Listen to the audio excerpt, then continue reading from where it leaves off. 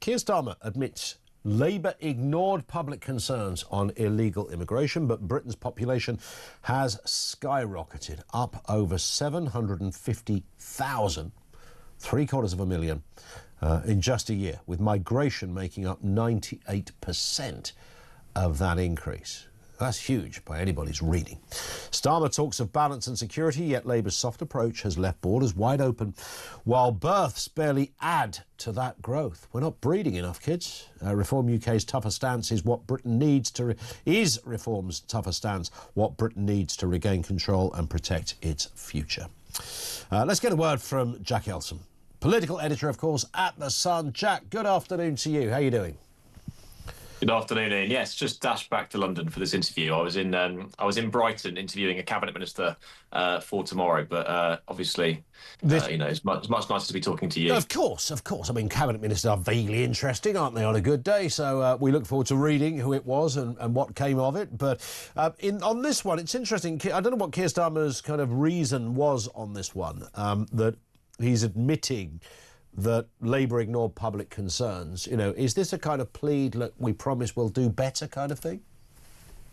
Yeah, I think it's a pretty striking mea culpa, which he thinks will resonate with people, because it is true that for decades in this country, the left created an atmosphere where anybody who voiced concerns over migration, be it illegal or illegal, was dismissed basically as at best stupid and at worst, a racist bigot. And it really started with Tony Blair, who opened the door to pretty much unfettered migration, mainly from the EU. And then we saw it spike again after Brexit with non-EU migration. And often it's not just the Labour Party itself, but sort of what what people on the right would call the left-wing establishment came up with this consensus, which they saw as written on tablets of stone, which is that migration is good for the economy and it causes growth.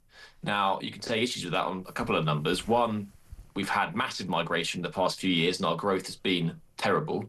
But also, even if you don't take growth, as the headline GDP rate, migration tends to also make growth per capita go down. The actual, slice of the pie which each person is getting gets smaller and people get poorer as a result. And so I think Keir Starmer trying to own this territory is clearly a recognition that he'll be toast at the next election if he doesn't address it. Yeah, but some would say it's not in his DNA. It's not, detractors won't take this seriously because they'll say, well, it's Keir Starmer. He's doing nothing about the boats, and he did this conference earlier about digital ID, and even within that, he managed to have a pop at the old protest from the other Saturday, where he talked about the sort of the kind of people that were there, etc. I know he would say, I'm not talking about ordinary members of the public, etc. But it's going to be a hard sell, isn't it, for Keir Starmer to suddenly he's had this kind of this moment, this euphoric moment of understanding. I'm pleading with you, British people. I got it wrong. Forgive me. I'm back, and I'm going to sort it. Is that a pretty hard sell for Starmer? Yeah, I think he's really trying to straddle two horses here, and he risks getting pulled apart, to be honest, in the process. Because on the one hand, he's trying to blunt the threat of reform by talking big on immigration, saying that he's radical, saying that he really wants to stop illegal migration, clamp down and wrestle down the numbers in terms of legal migration. Probably migration, let's be honest, is the issue which has really seen reform rise, and that poll lead today is absolutely staggering. But at the same time, he's never going to out Farage. He doesn't have the same authenticity factor and drive that Nigel Farage has. And at the same time, he risks alienating the left wing of his base, people that are now increasingly flirting with the Lib Dems, Green, your party, if that's even a movement at the moment. And so he risks losing his leftward flank, splintering off, if he goes down this path of trying to ape Farage's rhetoric. The problem is that if you stand in the middle of the road a lot of the time, you do get run down in British politics. And so this, at the moment, this sort of straddling about trying to wrap himself up in progressive patriotism, which he seems to be now trying to pitch himself as, it's a bit vague and it's a bit vacuous. He seems to be trying to sort of try and get both wings of British politics and combined in this aggressive patriotism Yes. which he talks about. But what does it actually mean? I think that's what voters are going to struggle with. 100%. And then, of course, he mentions digital ID. This was a big announcement. It's been talked about forever.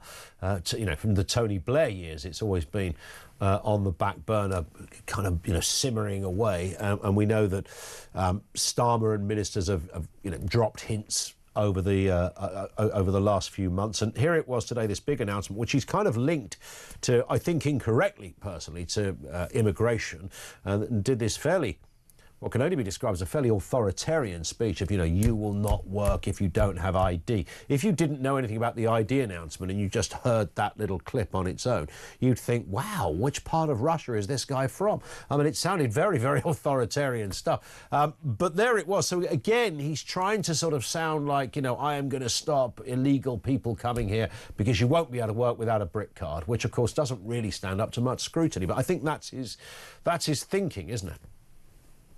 Yeah, and I think that people who are incredibly incensed by illegal migration are not going to see this as really cutting the mustard. No. Listen, like potentially, it might have some implications and some advantages to try and tackle illegal working. If it's easier to see something on your phone than it is having to go and fetch documents which can be forged, fair enough. But I think most like-minded people in this country, rather than thinking that digital ID is going to suddenly solve all our problems, will be thinking, come on, man, why on earth are you focused on something like that when we could be deploying the Navy in the English Channel or, sending people back on flights as soon as they touch down onto our shores? And they would just see this as something which is a bit small fry. Now, listen, I don't think it is. I do think that digital ID in this country is a pretty big step and a pretty radical step for the government to take.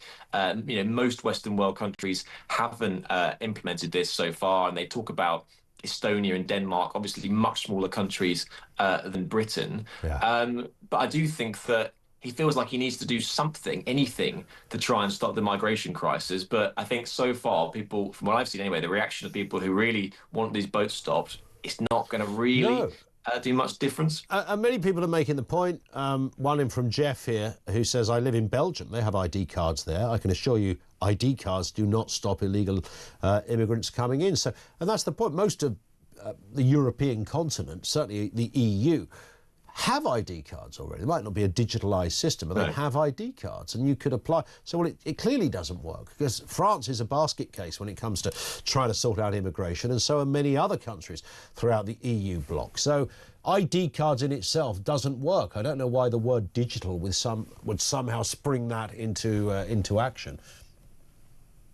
I think the point the government would make is that, one, a digital ID would be less easy to forge. Two, often when you go into a business and demand to see proof of work, everyone carries a phone with them, so they can just get their phone out pretty easily and show them, rather than trying to make excuses by saying, my national insurance card, whatever it is at home, and therefore I'm going to need time to go and get it. So I think that's fair enough. I do think this debate has shifted for a bit. Obviously, digital ID and ID papers in itself, under the sort of Tony Blair era when they first reared their head, was this massive battle between sort of civil liberties and an authoritarian state. But we do live in an age now, rightly or wrongly, where people do just hand over so much of their data, not just to the state, but to tech companies, to supermarkets, to phone companies. And so there is going to be a group of people that just go, you already give so much information over, this isn't really going to make much difference. But we're still seeing this sort of battle of ideologies playing out in the present day. Lots of people in the civil liberties sort of wing of this who are incredibly angry with this. And also, I do think that one thing which the government should have done, really, is get a mandate for this, because the fact that it wasn't in their manifesto, despite small boats and illegal working still being as bad in 2024 at the election as it is now, if they wanted to do something as drastic as this, they should have gone to the electorate 100%. with this in their package, because at least then they have a mandate to do it. Whereas coming out now, and also us journalists have been putting this to them over the course of the past few months, and they've consistently said no plans, no plans, no plans. And that has become a bit, and it's sad to say this, a bit of a feature of this Downing Street operation, where things are put to them, they deny it, and then it ends up coming true a few months later. We saw that with the winter fuel U-turn, we saw that with the EU Youth Mobility Scheme, and they lose trust by doing that. Spot on. Jack, listen, great stuff. Thank you for being with us as ever. He is Jack Elsom, political editor over there at The Sun.